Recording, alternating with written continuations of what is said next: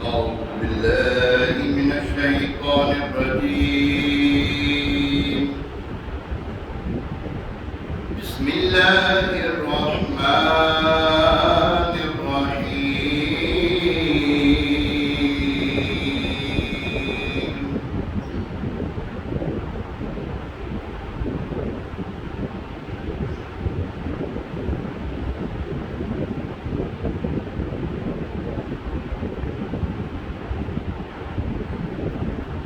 ألم تر كيف فعل ربك بأصحاب الفيل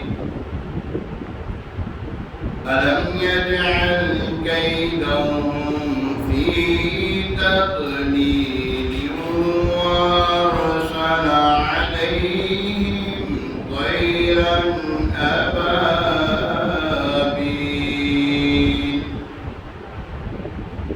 ترميهم بحجارة من سجيل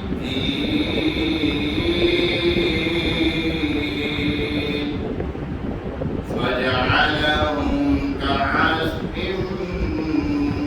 مأكول.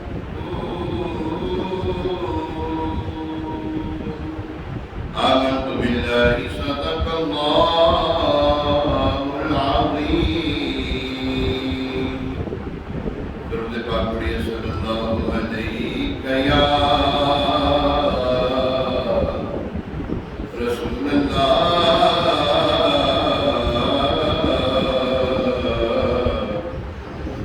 السلام علیکم یا حبیب اللہ، صلی اللہ علیہ یا رسول اللہ،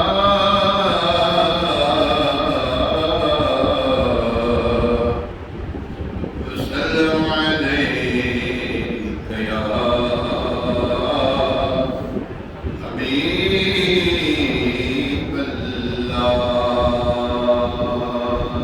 تیرے ٹکڑوں پہ پلے غیر کی ٹھوکر پہ نہ ڈال، کھڑکیاں کھائے کہاں چھوڑ کے صدقہ تیرا تو چاہے تو ابھی میرے دل کے دھلے کہ خدا دل نہیں کرتا کبھی میلا تیرا. قسمت میں لاکھ بھیجوں سو ہزار کج، یہ ساری کچھ ایک تیری سیدھی نظر کی ہے. تیرے ٹکڑوں پہ پلے غیر کی ٹھوکر پہ نہ ڈال، کھڑکیاں کھائے کہاں چھوڑ کے صدقہ تیرا، صلی اللہ علیہ یا رسول اللہ،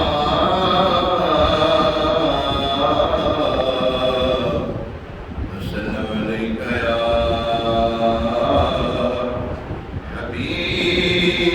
حبیب اللہ. حسن رضا خان برادر اعلیٰ حضرت شہنشاہ سخن مولانا حسن، آپ کا بڑا پیارا کلام ہے. آپ لکھتے ہیں سہرے گلشن کون دیکھے دشت طیبہ چھوڑ کر، سہرے گلشن کون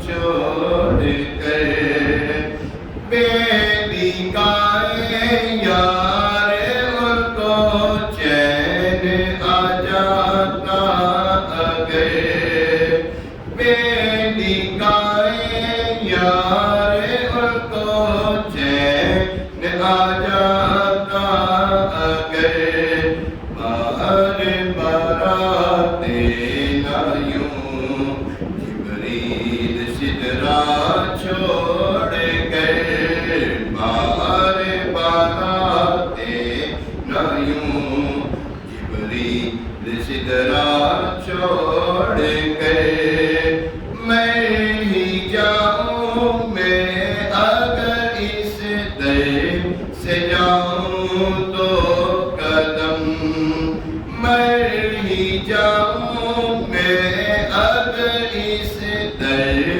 سے جاؤں تو قدم کیا بچے بیمار غم قرب مسیحا چھوڑ کر کیا بچے بیمار غم قرب مسیحا چھوڑ کر سیرے گلشن کون جائے دشت طیبہ چھوڑ کر بخش والا مجھ سے عاصی کا روا ہوگا کسے بخش والا مجھ سے عاصی کا روا ہوگا کسے کس کے دامن میں چھپوں دامن تمہارا چھوڑ کر کس کے دامن میں چھپوں دامن تمہارا چھوڑ کر ایسے جلوے پر کروں میں لاکھ حوروں کو نثار ایسے جلوے پر کروں میں لاکھ حوروں کو نثار کیا غرض کیوں جائے جنت کو مدینہ چھوڑ کر کیا غرض کیوں جائے جنت کو مدینہ چھوڑ کر مر کے جیتے ہیں جو ان کے در پہ جاتے ہیں حسن مر کے جیتے ہیں جو ان کے در پہ جاتے ہیں حسن جی کے مرتے ہیں جو آتے جی کے مرتے ہیں جو آتے ہیں مدینہ چھوڑ کر جی کے مرتے ہیں جو آتے ہیں مدینہ چھوڑ کر سوئے جنت کون جائے در تمہارا چھوڑ کر کس کے در پر جاؤں تیرا آستانہ چھوڑ کر کس کے دامن میں چھپوں دامن تمہارا چھوڑ کر صلی اللہ علیہ الحمدللہ رب العالمین والصلاة والسلام على سید الانبیاء والمرسلین اما بعد فاعوذ باللہ من الشیطان الرجیم بسم اللہ الرحمن الرحیم الصلاة والسلام علیکہ یا رسول اللہ وعلى آلك وأصحابك يا حبيب الله الصلاة والسلام عليك يا نبي الله وعلى آلك وأصحابك يا نور الله نويت سنة الاعتكاف پیارے آقا مدینہ محل مصطفیٰ صلی اللہ علیہ وسلم پر درود و سلام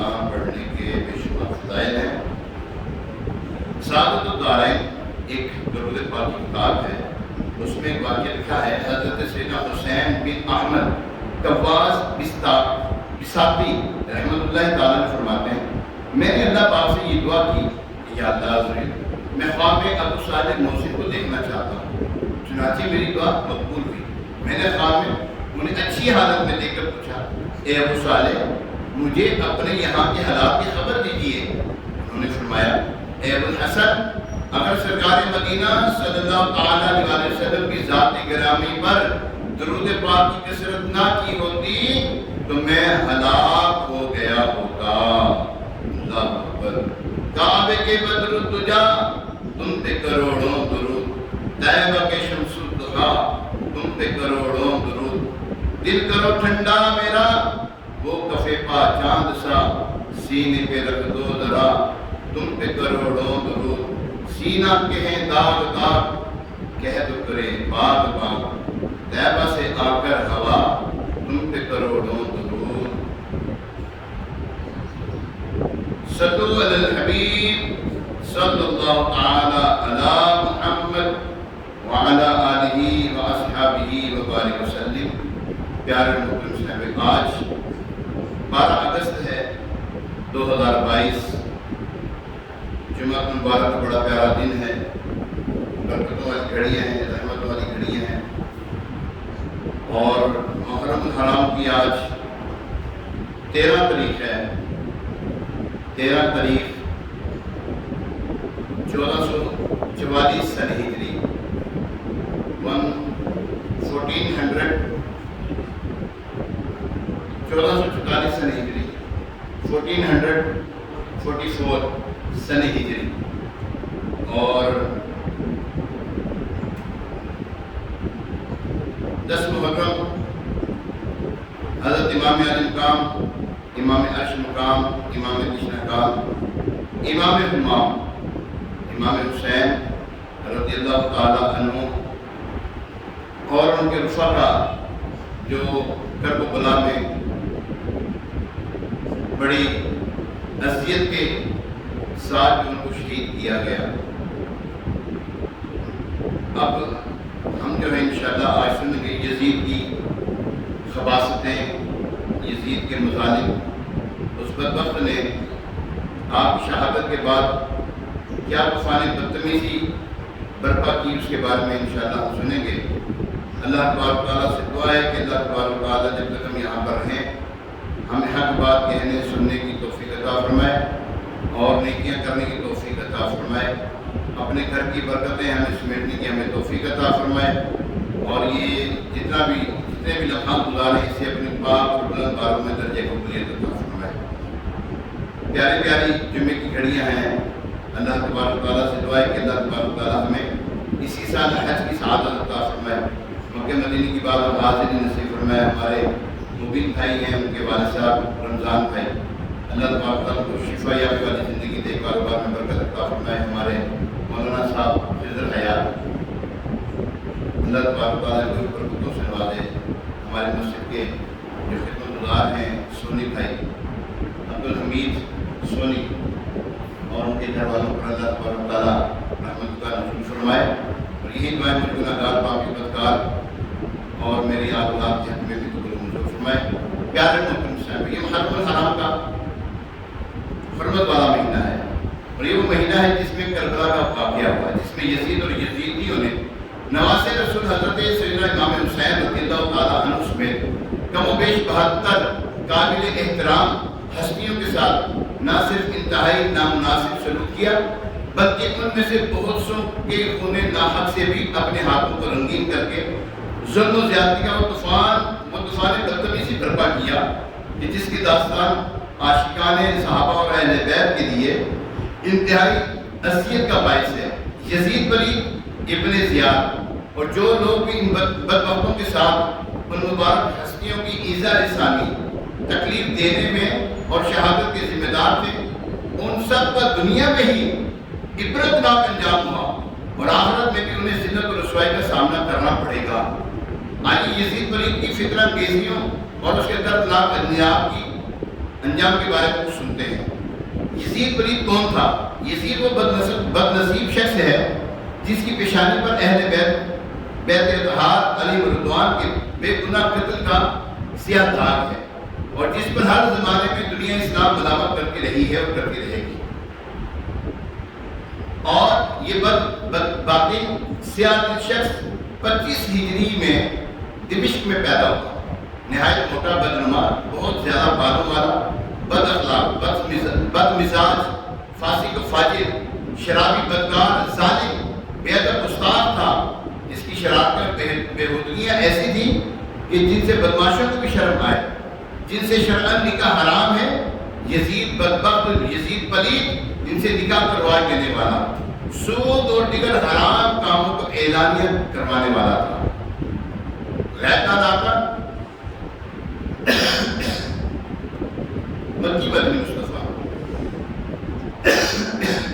صلی اللہ تعالیٰ علیہ وسلم نے بھی اپنے زمانے اور بعد میں وقتاً فوقتاً صحابہ کرام علیہم رضوان کو یزید پلید کے فتنے سے آگاہ فرماتے رہتے ہیں۔ جی ہاں، جیسا کہ حضرت سیدنا ابو درداء رضی اللہ تعالیٰ نے فرمایا، میں نے نبی کریم رؤوف رحیم علیہ الصلوۃ والتسلیم کو فرماتے ہوئے سنا کہ اول من یبدل سنتی رجل من بنی امیہ یقال لہ یزید، یعنی میری سنت کا پہلا بدلنے والا بنو امیہ کا ایک شخص ہوگا جس کا نام یزید ہوگا۔ ایک اور مقام میں ارشاد فرمایا، میری امت میں عدل انصاف قائم رہے گا، یہاں تک کہ پہلا رخنہ انداز بنو امیہ کا ایک شخص ہوگا جس کا نام یزید ہوگا۔ یہاں پر ایک چیز عرض کروں، بنو امیہ جو ہے، کلہم بنو امیہ برا نہیں ہے، برا گھرانہ برا نہیں ہے، جو برے ہیں وہ برے، جو نیکوکار ہے اس میں، حضرت عثمان غنی بھی اس میں، ہاں، حضرت امیر معاویہ رضی اللہ تعالیٰ عنہ صحابی رسول ہیں، حضرت ابو سفیان رضی اللہ تعالیٰ عنہ صحابی رسول ہیں، آپ کی زوجہ حضرت ہندہ رضی اللہ تعالیٰ عنہ صحابیہ ہیں، اور بھی آگے عمر بن عبد العزیز جو ہے یہ بھی بنو امیہ میں سے ہیں، عمر ثانی جن کو کہا جاتا ہے۔ تو یاد رکھیے بنو امیہ کلہم غلط نہیں، ہر جو ہے خاندان میں اچھے بھی ہوتے ہیں برے بھی ہوتے ہیں۔ یہ بدبخت شخص تھا، اور جو اس میں جو بدبخت لوگ تھے وہ بدبخت ہی ہیں، جو اچھے ہیں وہ اچھے ہیں۔ یزید پلید کی فتنہ انگیزیوں کے بارے میں سرکار نامدار غیبوں پہ خبردار صلی اللہ تعالیٰ علیہ وسلم کی پیشن گوئیوں کی وجہ سے مشہور صحابی رسول حضرت ابو ہریرہ رضی اللہ تعالیٰ عنہ اپنے وصال سے، یعنی اپنے فوت ہونے سے قبل یہ دعا مانگا کرتے تھے، اے اللہ پاک میں تجھ سے پناہ مانگتا ہوں 60 ہجری کے آغاز اور لڑکوں کی حکومت سے۔ چنانچہ آپ کی یہ دعا قبول ہوئی، اور 59 سنی ہجری میں، 60 ہجری میں یہ بدبخت، اور 59 سنی ہجری میں مدینہ طیبہ میں آپ کا انتقال ہو گیا، اور ٹھیک 60 ہجری میں یزید پلید مسند سلطنت پر شیطانیت کرنے کے لیے نمودار ہوا۔ صدر الافاضل حضرت مولانا مفتی سید محمد نعیم الدین مراد آبادی علیہ رحمۃ اللہ الہادی یزید پلید کی حضرت امام حسین رضی اللہ تعالیٰ عنہ سے دشمنی کی وجہ بیان کرتے ہوئے، اور شہادت امام حسین کے بعد یزید کی طرف سے مکہ اور مدینہ شریف کے مسلمانوں پر ڈھائی جانے والی ظلم و زیادتی کا تذکرہ کرتے ہوئے ارشاد فرماتے ہیں کہ امام حسین رضی اللہ تعالیٰ عنہ کے وجود مسعود یزید کی آزادیوں کے لیے ایک زبردست مستحق یعنی حساب دینے والا تھا۔ وہ جانتا تھا جب تک کہ امام اعظم مقام، امام عرش مقام، امام تشنہ مقام، امام حسین رضی اللہ تعالیٰ عنہ کے زمانے مبارک میں یہ ہے تو اس کو کھل کر کھیلنے کا موقع نہ ملے گا، اور اس کی کسی بھی الٹی حرکت اور گمراہی پر حضرت امام اعظم مقام صبر نہ فرمائیں گے۔ اس کو نظر آتا تھا کہ حضرت امام رضی اللہ تعالیٰ عنہ جیسے دیندار کا کوڑا ہر وقت اس کے سر پر گھوم رہا ہے، اور اسی وجہ سے وہ بھی اور بھی زیادہ امام اعظم مقام رضی اللہ تعالیٰ عنہ کی جان کا دشمن تھا۔ اسی لیے حضرت امام رضی اللہ تعالیٰ عنہ کی شہادت اس کے لیے باعث مسرت ہوئی۔ بعض لوگ یہ کہتے تھے یزید کو تو پتہ ہی نہیں تھا، بدبخت ہیں ایسے لوگ بدبخت ہیں، اس کو نہیں پتا تھا جب پتہ لگا تو اس نے کیا کیا؟ یا تو ہوتا نا جن کو اس نے گورنر بنایا اس کو ہٹا دیتا، معصوم کر دیتا، ایسا کچھ بھی نہیں کیا۔ بعد میں کیا کیا اسے ابھی سنیے گا، آپ اس نے بعد میں کیا کیا، اگر اس کو پتہ نہیں تھا بعد میں کیا حرکت کی آپ سنیے گا۔ واقعی حرہ اس کو کہتے ہیں، واقعی حرہ۔ حضرت امام علی مقام، امام عاشق مقام، امام کشنا کام، امام حسین رضی اللہ تعالیٰ عنہ کا وصال فرمانا تھا، شہادت کا ہونا تھا۔ یزید کھل کر کھیلا، بالکل آزاد ہو گیا، انواع و اقسام کے معاصی یعنی گناہوں کی گرہ بازاری ہو گئی، حرام کاری، بھائی بہن کا نکاح، سود، شراب اعلانیہ رائج ہوئے، نمازوں کی پابندی اٹھ گئی، بغاوت اور سرکشی انتہا کو پہنچی۔ خباثت نے یہاں تک زور کیا کہ مسلم بن عقبہ بدبخت کو 12,000 یا 20,000 کا لشکر گراں لے کر مدینہ منورہ زادہ اللہ شرف و تعظیما کی چڑھائی کے لیے بھیجا۔ یہ 63 ہجری کا واقعہ ہے۔ اس نامراد لشکر نے مدینہ منورہ زادہ اللہ شرف و تعظیما میں وہ طوفان بدتمیزی بچائی کہ اللہ کی منع، قتل و غارت اور طرح طرح کے مظالم رسول اللہ صلی اللہ علیہ وسلم کے ہمسایوں پر کیے، وہاں کے رہنے والوں کے گھر لوٹ لیے، 700 صحابہ کرام نے رضوان کو شہید کیا اور دوسرے عام باشندے ملا کر 10,000 سے زیادہ کو شہید کیا، لڑکوں کو قید کر لیا، ایسی بدتمیزیاں کی جن کا ذکر کرنا ناگوار ہے۔ مسجد نبوی علیہ صاحب السلام کے ستونوں میں گھوڑے باندھے گئے، 3 دن تک مسجد نبوی علیہ صاحب السلام میں لوگ نماز نہ پڑھ سکے، صرف حضرت سعید بن مسیب رضی اللہ تعالیٰ عنہ مجنون کی حالت میں رہے کہ میں مجنون ہوں، مجھے تو پتہ ہی کچھ نہیں ہے، آپ مجنون کی حالت میں رہ کر وہاں پر حاضر خدمت رہے۔ حضرت عبداللہ بن حنظلہ رضی اللہ تعالیٰ عنہ نے فرمایا کہ یزیدیوں کی بری حرکات اس حد تک پہنچ چکی تھی کہ ہمیں اندیشہ ہونے لگا کہ ان بدکاریوں کی وجہ سے کہیں آسمان سے پتھر نہ برس پڑے۔ پھر یہ شریف لشکر جو ہے مکہ مکرمہ زادہ اللہ شرف و تعظیما کی طرف روانہ ہوا، راستے میں بدبخت لشکر جو ہے امیر لشکر جو تھا مر گیا، اس کی جگہ دوسرا جو تھا اس کو قائم مقام کیا گیا۔ مکہ موسمہ پہنچ کر ان بے دینوں نے منجنیق یعنی پتھر پھینکنے کے ایک آلہ جسے پتھر پھینکے جاتے ہیں، اس کی بارشوں سے جو ہے خانہ کعبہ پر بارشیں کی، اس سرنگاری سے حرم شریف کا صحن مبارک پتھروں سے بھر گیا، مسجد حرام کی ستون ٹوٹ گئے، کعبہ مقدسہ کے غلاف شریف اور چھت کو ان بے دینوں نے جلا دیا۔ اسی چھت میں اس دمبے کے سینگ کے تبرک کے طور پر محفوظ تھے جو حضرت سیدنا اسماعیل علیہ السلام کی فدیے میں قربانی کے لیے کیا گیا تھا، اور وہ سینگ وہاں پر جو ہے وہ تبرک کے لیے وہاں پر لگائے ہوئے تھے۔ کعبہ مقدسہ کئی روز تک بے لباس رہا، وہاں کے باشندے یزیدی لشکر کی طرف سے پہنچنے والی سخت مصیبت میں مبتلا رہے۔ یہ یزیدی جو قافلہ تھا، یزیدی لشکر جو تھا، ان بدبختوں نے وہاں کی عزت مال بیویوں کے ساتھ نازیبا سلوک اختیار کیے۔ یزید ولی جب تک زندہ رہا ظلم و ستم کی آندھیاں چلاتا رہا، اس کی پوری زندگی بے رحمی کی افسوسناک داستان ہے۔ یزید کے ہاتھ مکہ و مدینہ زادہ اللہ شرف و تعظیما اور شہدائے کربلا کے مظلوموں کے خون سے رنگے ہوئے اقتدار کی ہوس نے اسے پاگل اور افراطی قوتوں سے مغرور بنا دیا تھا۔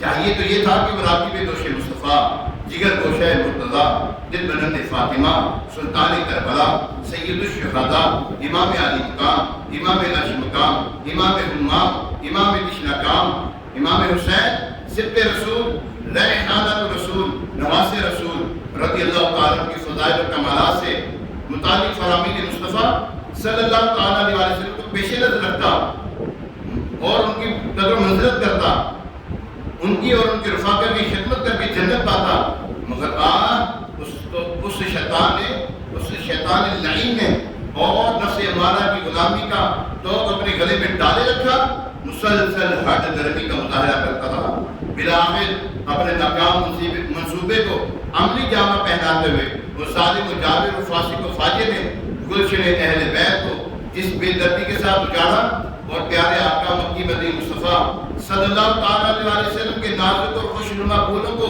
جس بے دردی سے مسئلہ اس کے تصور سے ہی روح کانپ جاتی ہے اور پلکیں بھیگ جاتی ہیں، ان گستاخوں، بے ادبوں اور غداروں نے اس بات کی کوئی پرواہ نہ کی کہ کہ نبی کریم رؤوف رحیم صلی اللہ علیہ وسلم نے امام حسین رضی اللہ تعالیٰ عنہ سے اپنی محبت اور ان کی عظمت و فضیلت کو کس قدر تاکید کے ساتھ بیان فرمایا. یعنی حسن اور حسین دنیا میں میرے پھول ہیں. مزید فرمایا حسن اور حسین جنتی نوجوانوں کے سردار ہیں. اور بھی آپ کے فضائل آپ کے مناقب ہیں، ان کو پس پشت ڈال کر اس بدبخت نے آپ کے ساتھ اور آپ کے رفقا کے ساتھ جو نازیبا سلوک کیا. علمان والحفیظ سلطان کربلا امام علی مقام امام حسین رضی اللہ تعالیٰ عنہ چونکہ بہت زیادہ رحم دل تھے. ظاہری بات ہے خون بھی ان کا تھا. نبی پاک علیہ السلام کے خون مبارک نہایت نرم تھے، سخی تھے. آپ بہت زیادہ سخاوت کرنے والے. اللہ اکبر. آپ کی سخاوت کا پچھلے جمعے واقعہ میں نے خدمت میں آپ کو پیش کیا تھا. ایک بوڑھی عورت اللہ اکبر قسمہ پرسی کے حالت میں مدینے میں آ جاتی ہے. امام حسن مصطفیٰ رضی اللہ تعالیٰ عنہ سے پہلے ملاقات ہوتی ہے تو 10,000 اشرفیاں دے کر اور 10,000 بکریاں دے کر اس کو رخصت کرتے ہیں. پھر یہی عمل امام علی مقام امام عرش مقام رضی اللہ تعالیٰ عنہ کرتے ہیں. پھر حضرت سیدنا امام جعفر طیار رضی اللہ تعالیٰ عنہ جب سنا کہ بھائیوں نے کیا کیا تو ان دونوں کے مطابق 20,000 اشرفیاں دیتے ہیں. سخی گھرانہ ہے، لجپال گھرانہ ہے. اس گھرانے میں جو آیا خالی ہاتھ نہ گیا. اللہ اکبر. پیارے محترم اسلام. آپ یزید پلید کو کہ ظالم و جعفر ساتھیوں کو میدان جنگ میں میدانی کربلا میں مسلسل دعوت کی فکر دیتے رہے اور اتمام حجت کے لیے فرماتے رہے اے لوگوں تم جانتے میں کون ہوں؟ سوچیں تو صحیح وہاں کے لوگ ہیں کون؟ یہودی تھے وہ لوگ؟ نہ عیسائی تھے؟ غیر مسلم نہیں تھے وہ لوگ. کلمہ پڑھتے تھے، نمازیں پڑھتے تھے وہ لوگ، نام نہاد روزے رکھا کرتے تھے. ان کے نام مسلمانوں والے تھے. جی ہاں عثمان بھائی مسلمان تھے وہ لوگ، لیکن نشے کی جو لت تھی نا وہ دولت کے نشے نے ان کو اندھا کر دیا. اقتدار کے نشے نے ان کو اندھا کر دیا. اب ہم سوچیں نا یار یہ وہ لوگ کر سکتے ہیں سب. اپنے اکثر میں دیکھتے کیا کچھ ہو رہا ہے. جی یہاں پر ختم نبوت کے اہل داروں کے اوپر کیا تیزاب نہیں ڈالا؟ گولیاں نہیں برسائی؟ برسانے والے کون تھے؟ بولے تو صحیح مسلمان. یہ ہو سکتا ہے تو وہاں پر وہ نہیں ہو سکتا. بعض لوگ اس معاملے کو نا اس واقعی کو ڈرامے بازی کہتے ہیں. معاذ اللہ سننا معاذ اللہ. ایسے بدبخت لوگ ہیں. جی ہاں کتابوں میں لکھا ہے، ان کی کتابیں پڑھی پڑھی ہیں. سوشل میڈیا کا دور ہے نا. سوشل میڈیا پہ آپ دیکھیں ایسی بکواس ہے. امام حسین رضی اللہ تعالیٰ معاذ اللہ سننا معاذ اللہ حکومت کی خاطر یہ وہاں منصب کی خاطر یہ وہ ان کو منصب چاہیے.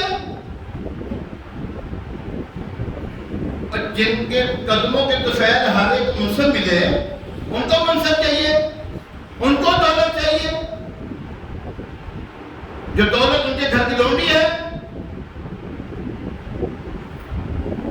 صرف اور صرف یاد رکھیے امام علی مقام امام عرش مقام امام کشن مقام امام حسین نواز رسول آپ اپنے رفقا کو تمام حجت کے لیے افہام و تفہیم کے لیے آپ گھر سے نکلے تھے. اس کو سمجھائیں. اس نے کہا بیعت کرے میرے ہاتھ میں بیعت کرے. اس کو سمجھانے کے لیے تیرے ہاتھ میں بیعت کی جائے. کوئی نیک متقی پرہیزگار ہو تو اس کے ہاتھ میں بیعت کی جاتی ہے. تو جیسے بدبخت کے ہاتھ میں بیعت نہیں کی جاتی، حکومت دی جاتی ہے. آپ کے برادر بڑے بھائی حضرت امام حسن مصطفیٰ شہزادہ علی وقار رضی اللہ تعالیٰ نے اس کے والد صاحب جو صحابی ہیں امیر معاویہ رضی اللہ تعالیٰ کو حکومت سونپی نا، سلوکی نا. کیوں؟ وہ صحابی تھے، وہ سرکش نہیں تھے. وہ حضور علیہ السلام کے تعلیم یافتہ صحابی تھے، تربیت یافتہ تھے وہ. تبھی حضور علیہ السلام نے حضرت امام حسن مجتبی رضی اللہ تعالیٰ عنہ کے بارے میں فرمایا یہ میرا بیٹا ہے اور یہ دو مسلمانوں کے عظیم گروہوں میں سلوک کروائے گا. اس بات کو لے کر کے شیطان جو ہے سر پڑتا ہے. یہ کیا ہو گیا؟ امام حسن مجتبی رضی اللہ تعالیٰ عنہ نے ان کو جو معاملات تھے، خلافت کے معاملات تھے، وہ ان کو سونپے. یہ بدبخت سمجھتا تھا کہ چھوٹے بھائی یہ مجھے فالو کریں گے، اور تجھے فالو تو تب کرتے ہیں جب تم جیسا ہوتا، تیرا کردار صاف ہوتا. تیرے کردار میں تو داغ ہی داغ ہے. کہتے ہیں چھانی کیا بولے جس میں لاکھوں چھید ہو. پیارے محترم صاحب، میدان کربلا پوری ایک حجت قائم کی گئی. اے لوگوں یاد رکھو میں کون، مجھے پہچانو.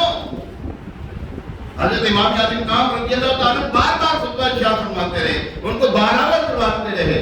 اس لیے نہیں کہ مجھے چھوڑ دو، اور پہچانو تو صحیح میں ہوں کون، کس کا نواسا ہوں، کس کا بیٹا ہوں. میں وہ ہوں جن کا تم کلمہ پڑھتے ہیں ان کے کانوں پہ سوار ہوتا تھا. میں وہ ہوں جن کی زبان چوسا کرتے تھے نبی پاک علیہ السلام. میں وہ ہوں جن کو سونگا کرتے تھے نبی پاک علیہ السلام، جن کا تم کلمہ پڑھتے ہو. لیکن ان بدبختوں نے ایک نہ سنی. ہاں اگر اس میں سے نکل تو ایک گھر نکلے تھے، وہاں سے ایک گھر نکلے تھے. جس کی منظر کشی کرتے ہوئے ایک شاعر نے بڑے پیارے انداز میں یہ الفاظ جو ہے نا تحریر کیے ہیں، وہ آپ کے گوش گزار کرتا ہوں. امام اعظم قام رضی اللہ تعالیٰ عنہ اور امام اعظم قام رضی اللہ تعالیٰ عنہ کے رفقا جو تھے، انہوں نے جب میدان کربلا میں قدم رکھا تو ان کو پتا تھا کہ ہم یہاں سے زندہ نہیں جائیں گے. پتا تھا ان کو. یہ تو جب آپ پیدا ہوئے ہیں، جب ولادت ہوئی ہے تبھی آپ کی خبر میں مشہور ہو گئی تھی. حضرت جبریل امین علیہ السلام تشریف لائے اور عرض کی یا رسول اللہ صلی اللہ علیہ وسلم آپ کے اس نواسے کو شہید کر دیا جائے گا. سارا واقعہ بیان کر دیا. شاید کہتا ہے یہ نعرہ حضور کا تھا جس وقت وہ فوج شام سے نکلا کہ دیکھو یوں نکلتے ہیں جہنم سے خدا والے. دوائے درد اسی پنجتن کے در سے ملتی ہے. زمانے میں یہی مشہور ہیں دارالشفا والے. اور حسین ابن علی کی کیا مدد کر سکتا تھا کوئی، یہ خود مشکل کشا تھے اور ہیں مشکل کشا والے.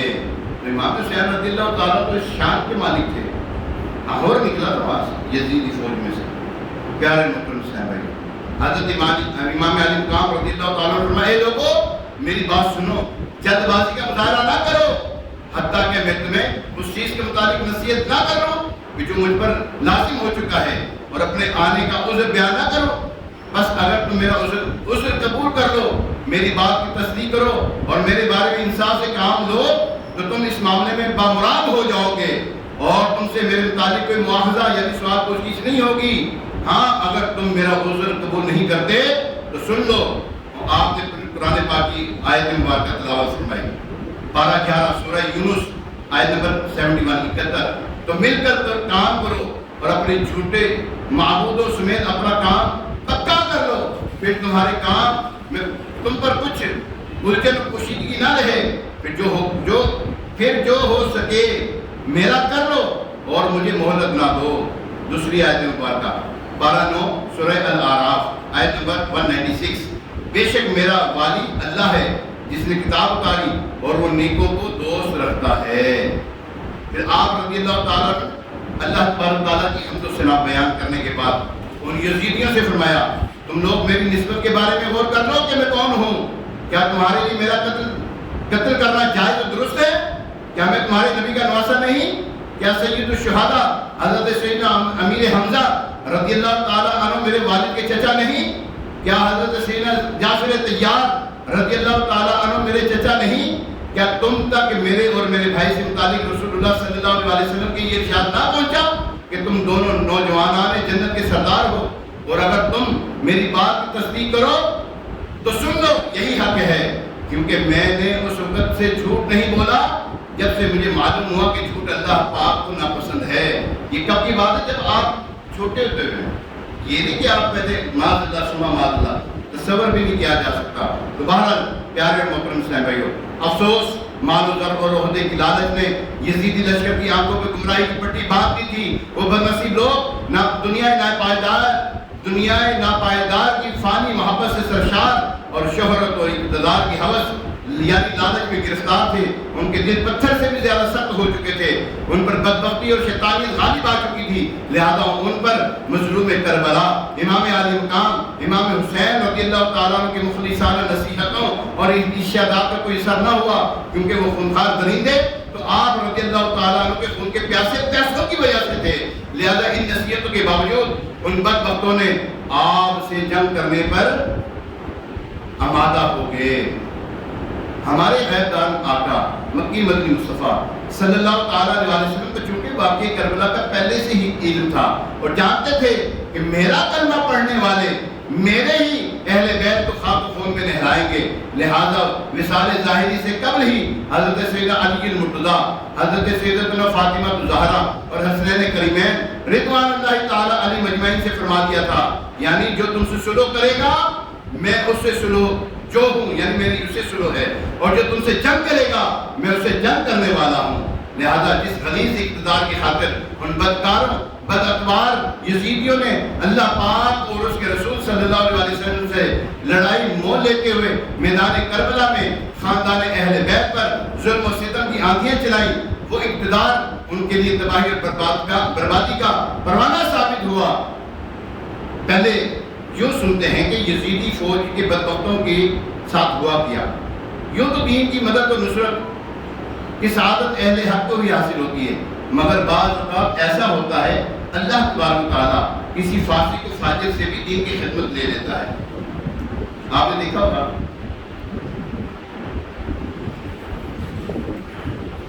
یہ ہے نا مسجد، چونکہ آپ لاہور کے رہنے والے نا، اندرون شہر کے جامع مسجد اقصیٰ بیرون شہر والا گیٹ جانتے ہیں؟ مسجد کون چلاتا ہے یہ مسجد؟ نام بھی دوں گا، آپ بھی نہ نام لیں، اگر پتہ ہے تو آپ سمجھ جائیں گے۔ ہے سنی بھائی کون چلاتا ہے یہ تو ہم سارے نے پتہ نہیں بتا دے، بس بارہ نام لینا اس کو مناسب نہیں ہے۔ ایک بدنام زمانہ بندہ ہے جو مسجد کے معاملات کو چلا رہا ہے، مسجد چل رہی ہے، نمازیں ہو رہی ہیں، دین کا کام ہو رہا ہے، اس کے لیے کچھ نہیں ہے۔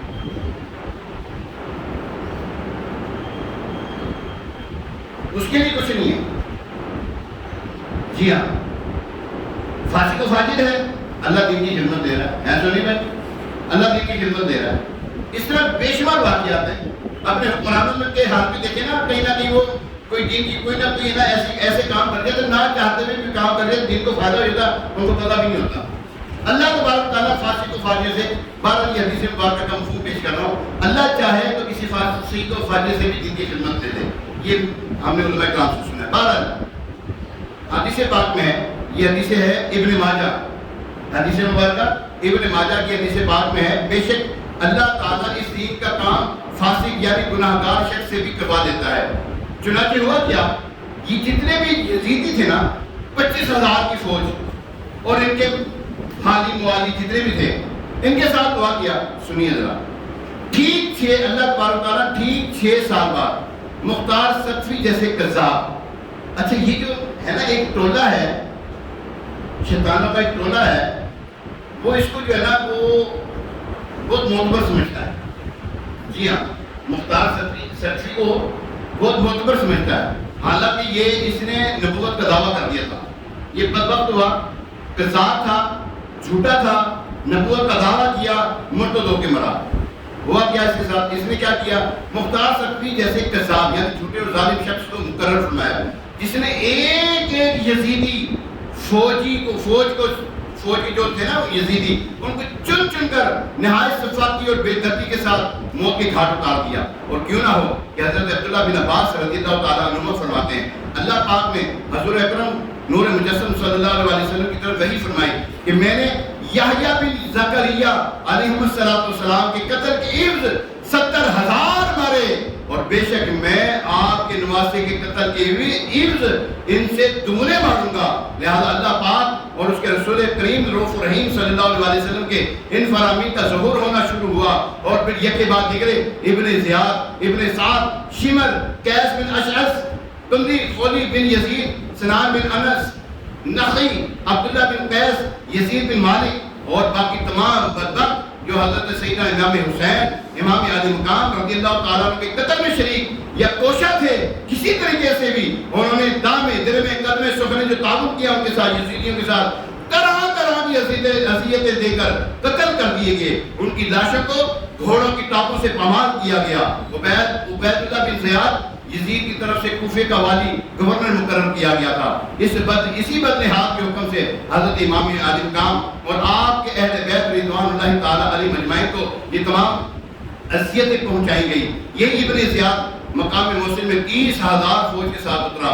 واقع کربلا کے ٹھیک 6 سال بعد مختار نے ابراہیم بن مالک اشتر کو اس کے مقابلے کے لیے ایک فوج کو لے کر بھیجا۔ موصل سے 15 کوس کے فاصلے پر دریائے فرات کے کنارے دونوں لشکروں میں مقابلہ ہوا، اور صبح سے شام تک خوب جنگ رہی۔ جب دن ختم ہونے والا تھا، آفتاب قریب غروب تھا، اس وقت ابراہیم کی فوج غالب آئی۔ ابن زیاد کو بدترین شکست ہوئی اور اس کے ابراہیم بھاگے۔ ابراہیم نے حکم دیا فوج مخالف میں جو ہاتھ آئے اس کو زندہ نہ چھوڑا جائے، چنانچہ بہت سے ہلاک کر دیے گئے۔ اسی ہنگامے میں ابن زیاد کی فرات کے کنارے محرم کی 10ویں تاریخ 67 ہجری یعنی 67 ہجری میں مارا گیا۔ اس کا سر کاٹ کر ابراہیم کے پاس بھیجا گیا۔ ابراہیم نے وہ ناپاک سر مختار سقفی کے پاس کوفہ بھجوایا۔ مختار نے دارالامارت یعنی دارالحکومت کوفے کو اراستہ کیا، اہل کوفہ کو جمع کیا۔ ابن زیاد کا ناپاک سر اسی جگہ رکھوایا جس جگہ اس مغرور حکومت و بندہ دنیا نے حضرت امام حسین رضی اللہ تعالیٰ کا مبارک سر رکھا تھا۔ مختار نے اہل کوفہ کو خطاب کر کے کہا، اے اہل کوفہ، دیکھ لو امام حسین کے خون ناحق کے ابن زیاد کو نہ چھوڑا۔ آج اس نامراد کا سر اس ذلت اور رسوائی کے ساتھ یہاں رکھا ہوا ہے۔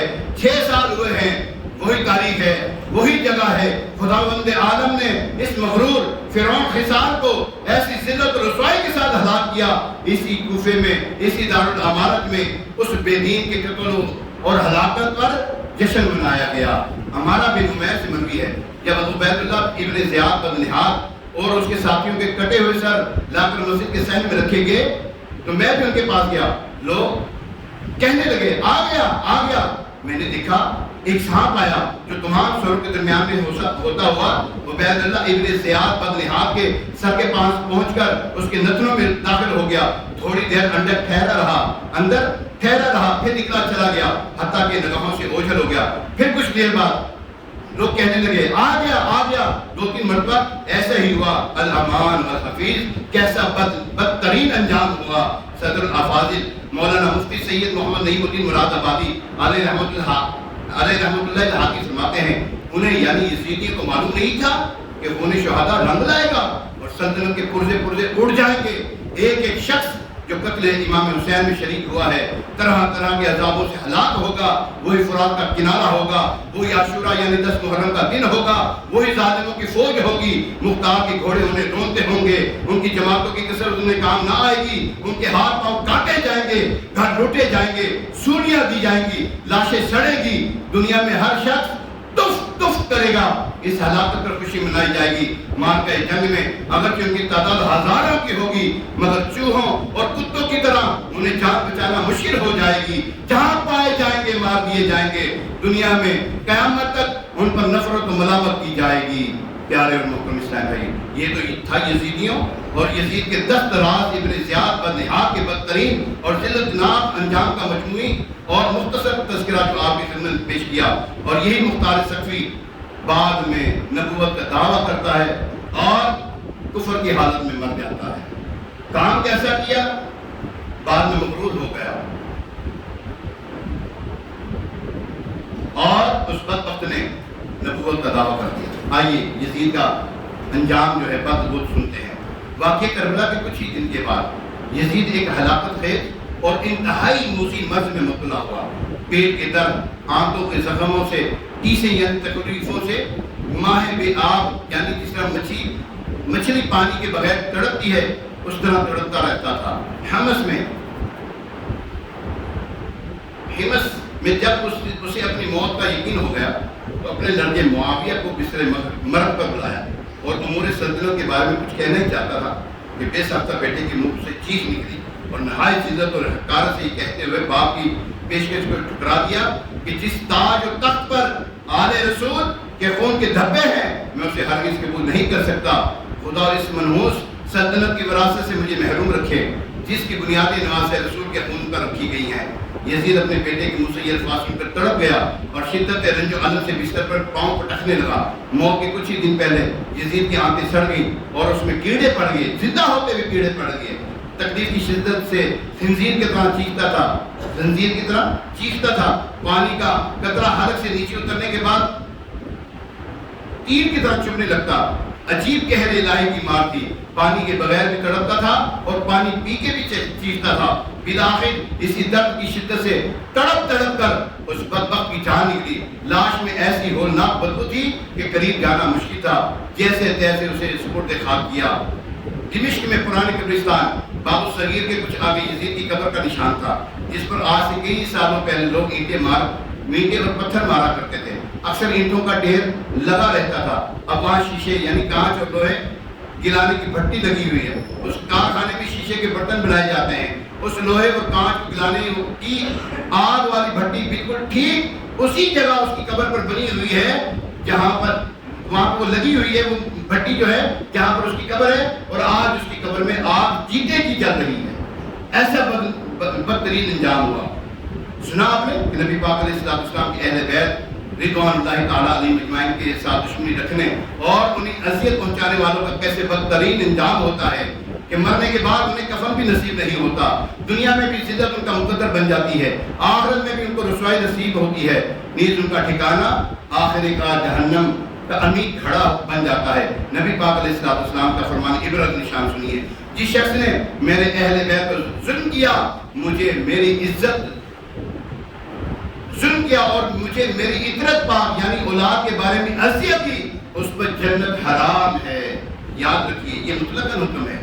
اور ایک اور حدیث پاک میں ارشاد فرمایا اگر کوئی شخص بیت اللہ شریف کے ایک کونے میں مقام ابراہیم کے درمیان کھڑے ہو کر نماز پڑھے، روزے رکھے، پھر اہل بیت کی دشمنی بھی مر جائے تو وہ جہنم میں جائے گا۔ تابعی بزرگ حضرت سیدنا امام حسن بصری رضی اللہ تعالیٰ عنہ فرماتے ہیں جن لوگوں نے حضرت امام حسین رضی اللہ تعالیٰ عنہ کو قتل کیا ہے اگر وہ اللہ پاک کے فضل و کرم سے بخشے بھی جائیں تو رسول کریم صلی اللہ علیہ وسلم کو کیا منہ دکھائیں گے؟ خدا کی قسم حضرت امام حسین رضی اللہ تعالیٰ عنہ کے قتل میں میرا دخل ہوتا اور مجھے جنت اور دوزخ کا اختیار ہوتا تو میں دوزخ اختیار کرتا، اس خوف کے سبب کہ جنت میں رسول اللہ صلی اللہ علیہ وسلم سے کیسے سامنا کروں گا، یعنی کہ ہو ہی نہیں سکتا کہ یہ بدبخت جنت میں جائیں، ان کا ٹھکانہ جہنم بھی ہے۔ اللہ تبارک تعالیٰ ہمیں اہل بیت اطہار اور صحابہ کرام علیہ رضوان سے محبت رکھنے، ان سے الفت رکھنے، ان سے پیار اور محبت سے پیش آنے کی توفیق عطا فرمائے۔ اور امام علی مقام، امام عرش مقام، امام عدیش مقام رضی اللہ تعالیٰ عنہ کس مشن کے سبب وہاں پہ گئے یہ میں نے عرض کر دیا ہے، دوبارہ پھر دوہرا دیتا ہوں۔ وہ دنیا کی خاطر نہیں گئے، حکومت کی لالچ میں نہیں گئے، پیسوں کی لالچ اقتدار کے نشے میں نہیں گئے، وہ اللہ اور اس کے رسول صلی اللہ علیہ وسلم کے دین کی بقا کی خاطر گئے تھے۔ وہ بدبخت تھا، یزید کا حال آپ نے سنا کہ کیسے کیسے اس نے مظالم ڈھائے، آپ نے پہلے سن رکھا ہے، میں نے پہلے سنا دیا۔ آپ ڈیٹ آتے ہیں کیا کریں، آتے ڈیٹ ہیں، اگر جلدی ہے تو آپ کو پتا لگے نا پھر کیا کچھ ہو چکا ہے۔ پہلے اس بدبخت نے مکہ مکرمہ اور مدینہ منورہ زادہ اللہ شرفم و تعظیماً میں خون ریزی کی، زنا عام کر دیا۔ وہاں پر 3 دن تک مکہ مکرمہ میں مدینہ منورہ میں نماز نہ ہو سکی، 3 دن تک اس بدبخت نے ایسا کام کیا وہاں پر۔ اور حضور علیہ السلام نے فرمایا میری سنت کا پہلا بدلنے والا بنو امیہ کا ایک شخص ہوگا جس کا نام یزید ہوگا، پہلے حضور علیہ السلام نے خبر دے دی۔ ایسا ہی بدبخت تھا۔ اللہ تبارک تعالیٰ ہمیں اپنے حضور علیہ السلام کی دین کی خدمت کرنے کی توفیق عطا فرمائے اور نبی پاک علیہ السلام کی سنتوں سے محبت عطا فرمائے۔ یزیدی والے کام نہ کریں، یزید والے اور یزیدی والے کام نہ کریں، ہم کر رہے ہیں، جی ہاں، نمازیں ہم چھوڑتے ہیں، مسلمانوں کی بے حرمتی ہم کرتے ہیں، کر رہے ہیں ہم، مسلمانوں کو دھوکہ ہم دیتے ہیں، سارے کام ہم کر رہے ہیں، پھر ہم حسینی بنتے پھرتے ہیں۔ حسینی بنے، امام حسین رضی اللہ تعالیٰ عنہ ادب کرنے والے ہیں، نمازیں پڑھنے والے، روزے رکھنے والے، اپنے مسلمان بھائیوں کا کو احترام کرنے والے تھے، ہمیں بھی یہی کرنا چاہیے۔ اللہ تبارک تعالیٰ ہمیں عمل کی توفیق عطا فرمائے۔ الحمدللہ دعوت اسلامی کا پیارا پیارا مہنگا مہنگا یہ دینی ماحول ہمیں اسی قسم کی سوچ دلاتا ہے۔ ظالم کے ساتھ نہیں ہونا، مظلوم کے ساتھ رہیں، کامیاب رہیں گے انشاءاللہ تبارک تعالیٰ۔ امیر اہل سنت ہر ہفتے کو تقریباً 9:30 بجے مدنی مذاکرہ فرماتے مدنی چینل پہ ضرور دیکھا کریں۔ اللہ تبارک تعالیٰ عمل کی توفیق عطا فرمائے۔ ابھی اذان ہوگی، اذان کے بعد سنتیں ادا کی جائیں گی۔ اس اذان کا جواب ہے، دوسری اذان کا جواب نہیں ہے۔